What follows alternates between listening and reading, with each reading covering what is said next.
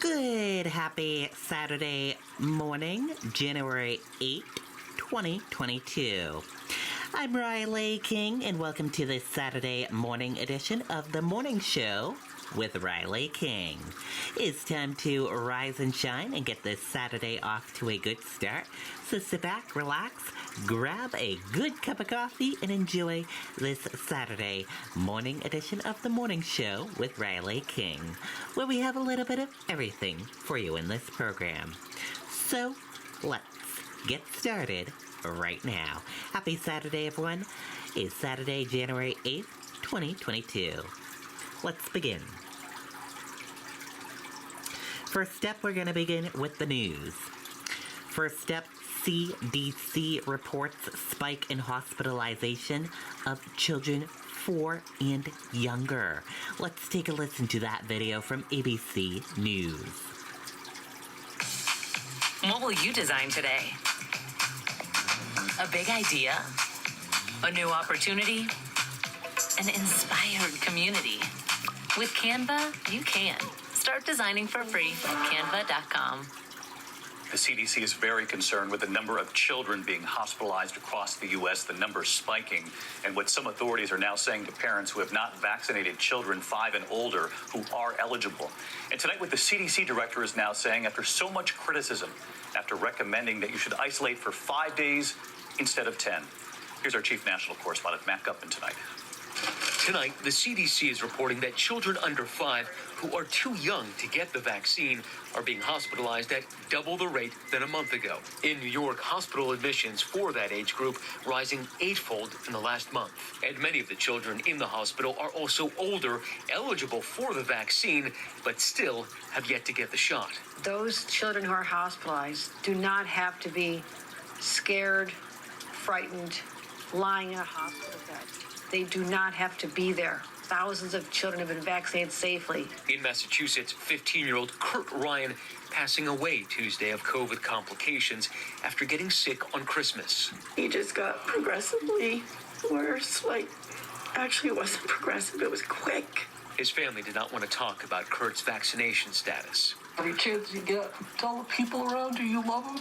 Yep. And how much they mean to you, because you never know when it's the last time you'll be able to say it.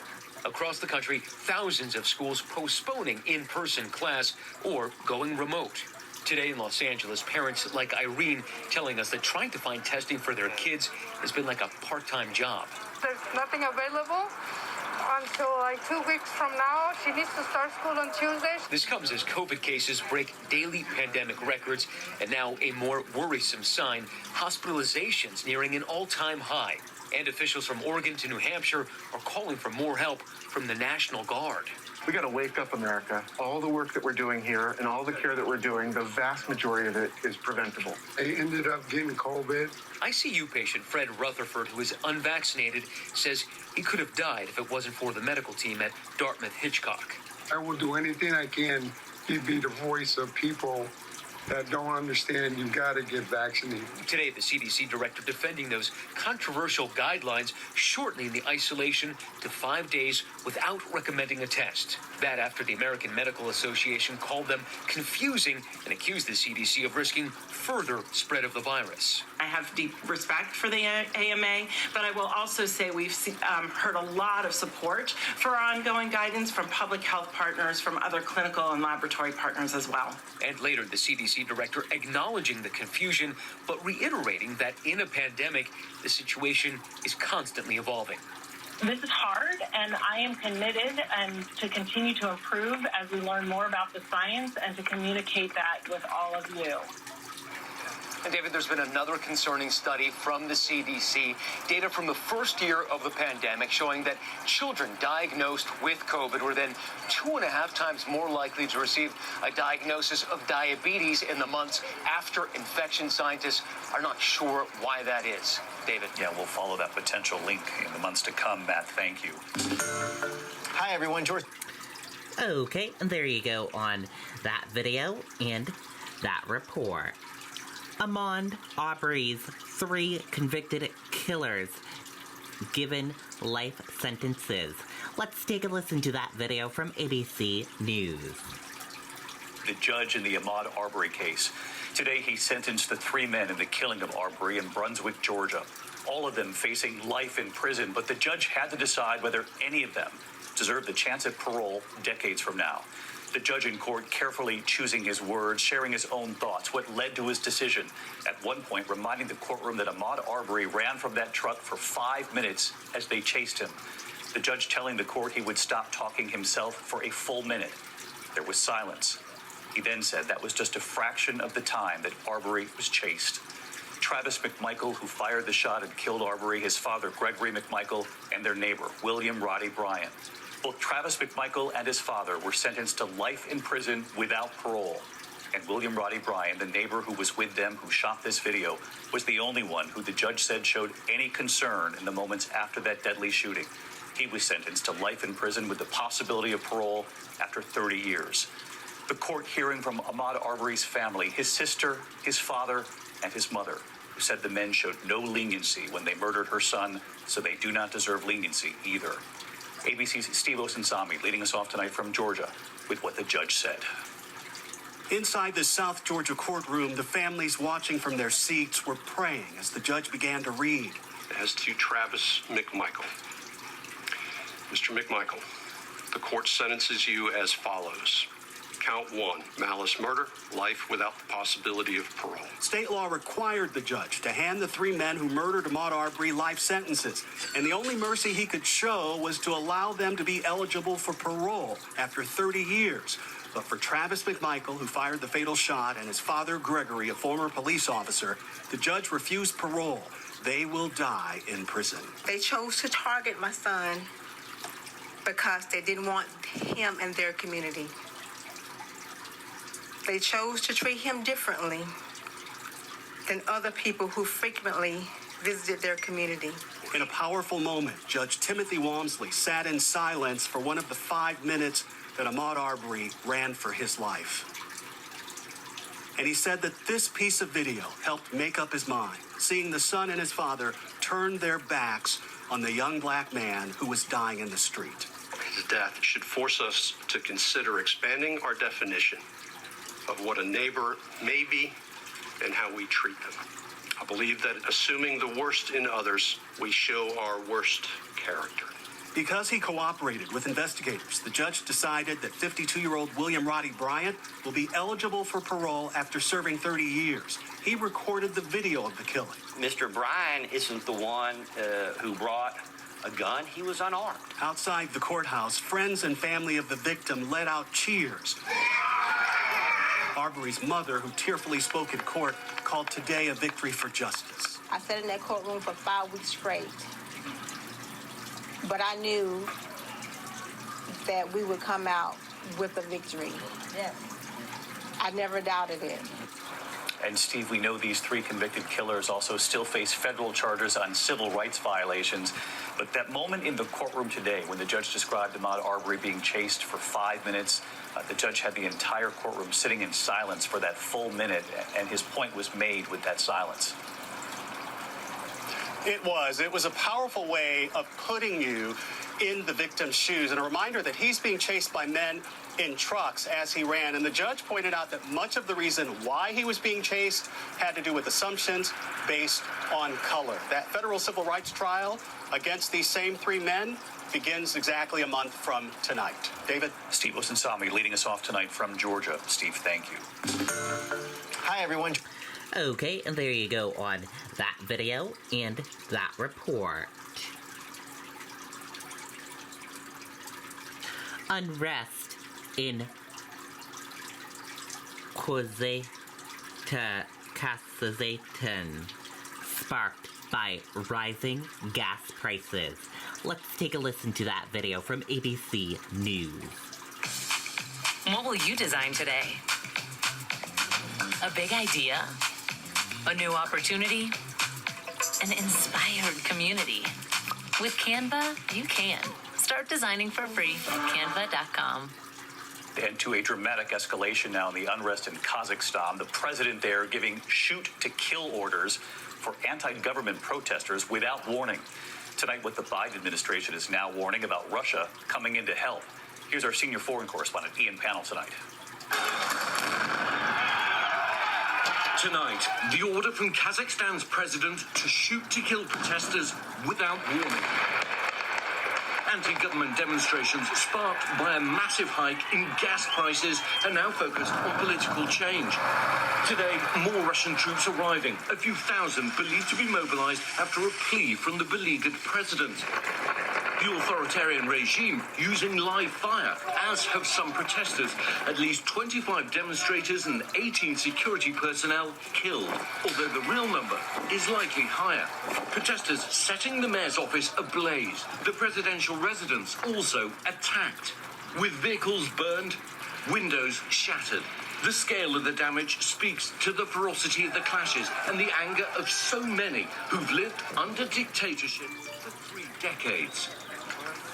Ian Panel with us live tonight from London. And Ian, tonight, Secretary of State Blinken now warning the Kazakhstan government about asking for Russian help.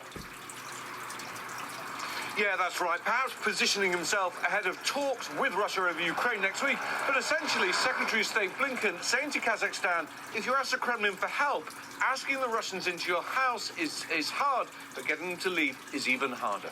David? Ian Panel following this for us again tonight. Ian, thank you. Hi, everyone. George Stuff. Okay, and there you go on that video and that report. Alleged Michigan high school shooter waives primarily hearing. Let's take a listen to that video from ABC News. Mr. Cromley, this is Judge Karniak. Could you please state your name for us?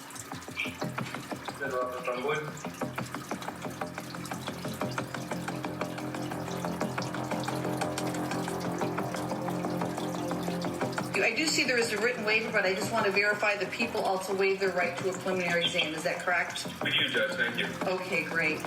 Your preliminary exam will be waived. You will be bound over to circuit court as charged.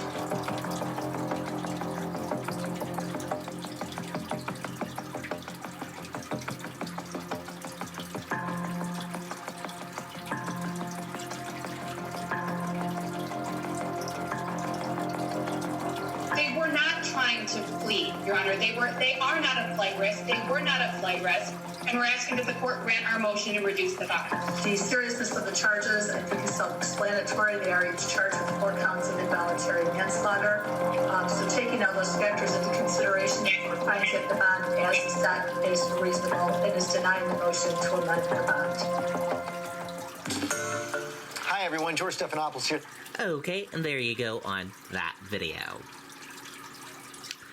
And we are going to switch gears now, and let's go into weather. And here's a look at the weather across the United States for this Saturday. As you can see in the blue here, you got mixed precipitation, and then blue over here, some mixed precipitation. In the white, you got snow, and then you got some rain over here, and plain old rain over here, and then rain/thunderstorms over here. And then in this shaded here, these shaded colors here, you got freezing rain possible. And over here, some rain/thunderstorms. Otherwise, it is all dry, making your way along the east coast, and all dry in some of these sections of the United States, and dry over here as well. That is a look at the weather across the United States for this Saturday. Happy Saturday, everyone. I hope you all have a great Saturday.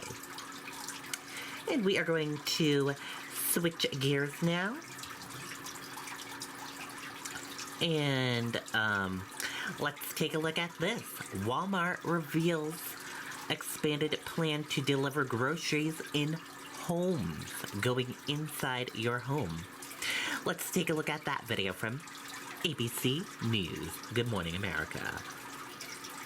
We all need help, just different kinds. Maybe you need a little. Maybe you need a lot. At H&R Block, get the expert tax help you need, online and in person. Help is here. We're going to get to that news from Walmart now. By the end of the year, 30 million households will be eligible to have their groceries delivered by Walmart, not just to their doorstep, but directly into their refrigerator if they want. So, Becky, you got to give us the details on this one. I don't quite get it, but go ahead.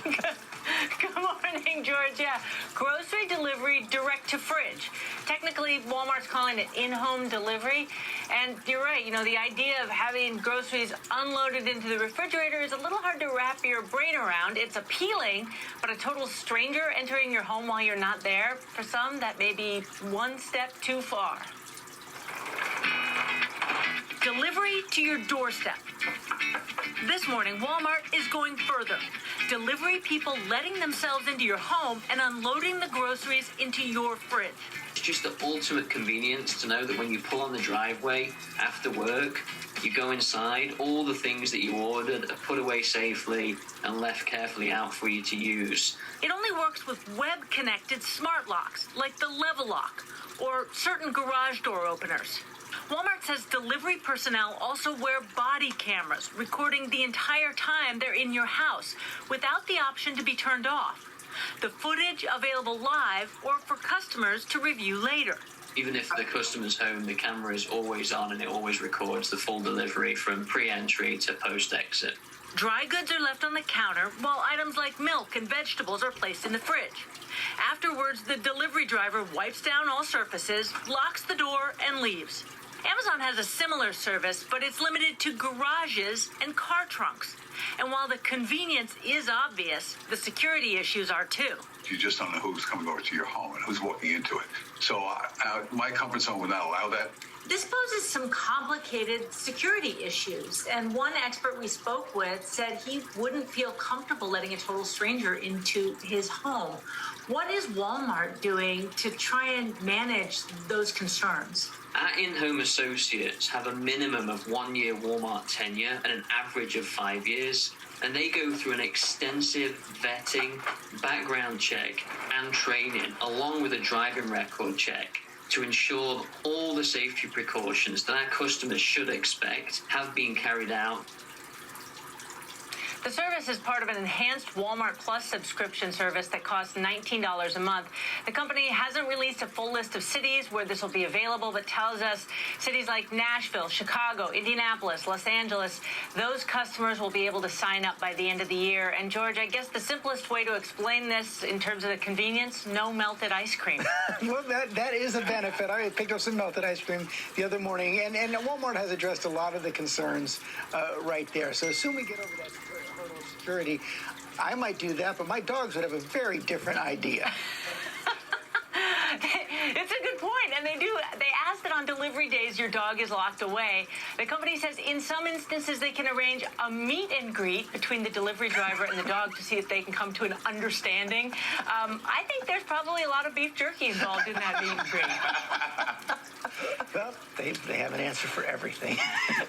Actually, thanks very much, Cecilia. If he's walking in my house with food, my dog's going to jump all over him. Well, hey there, GMA. Okay, and there you go. And we want to hear from you. What are your thoughts about that? Comment below and let us know. And we are going to switch gears now.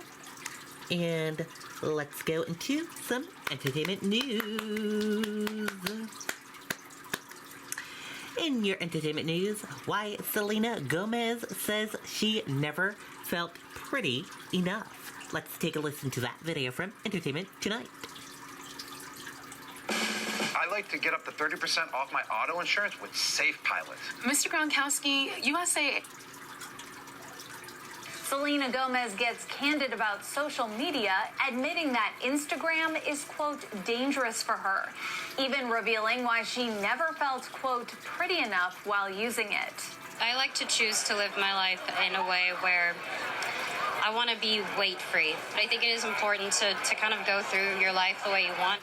The 29-year-old triple threat opens up inside the February issue of InStyle magazine, revealing that in her early 20s, she felt like she wasn't pretty enough. And, quote, at one point, Instagram became my whole world, and it was really dangerous. But Selena says that as she got older, she realized she needed to take control of what she was feeling. So she took a break from social media, something she says was the best decision she ever made for her mental health. Quote, I created a system where I still don't have my passwords, and the unnecessary hate and comparisons went away once I put my phone down. I'll have moments where that weird feeling will come back, but now I have a much better relationship with myself. My personal life and my family and my friends, I'm in a really happy place. It's been good. The Good For You singer adds that she's a big believer in therapy and feels the most confident when she's taking care of herself. I'm just so confident and comfortable, and I feel free more than I've ever felt in my whole life. I feel comfortable in my skin, you know? Quote, I have to make sure that I'm okay, you know? Because if I'm not okay, I can't be okay for other people. I'm constantly somebody that likes to grow and feel like, all right, what could I be better at? What could I do better at? Where could my confidence be stronger? And all that self-love seems to be paying off. I am so excited. 2022 is shaping up to be a huge year for the Texas native, who landed a Critics' Choice Awards nomination for her role in Only Murders in the Building, alongside Steve Martin and Martin Short. We should do our own true crime podcast. We're going to go down there and look around for clues. You want to come? Do I want to break into a dead guy's apartment and go through all his shit? Sounds like an afternoon. I could barely keep a straight face just hanging out with them. It was so wonderful, and I learned so much being around them. They're legends in their own right, but they're good people, humble, funny, kind, and professional, and it was just the best. She's currently hard at work filming season 2 of the hit Hulu show, this time with her close pal, Cara Delevingne. I'm so happy. It's so sweet. And get this, Selena and Cara are so tight, they even got the same watercolor rose tattoo last month. It was great. It was really, really fun. Selena on her upper back, Cara on her rib cage. It's nice. It's really nice. But back to Selena. The singer just reached a major milestone, scoring her first Grammy nom for her Spanish language album, Revelación.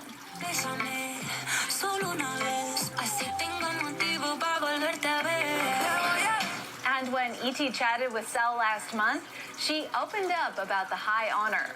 I cried like a little baby. I was very excited, and I worked really hard on that project, so it was a lovely surprise. I'm very excited. Okay, and there you go on that video and that report. And that does it for this Saturday morning edition of The Morning Show with Riley King. Thank you for tuning in and watching. Have a great rest of your Saturday. Bye now.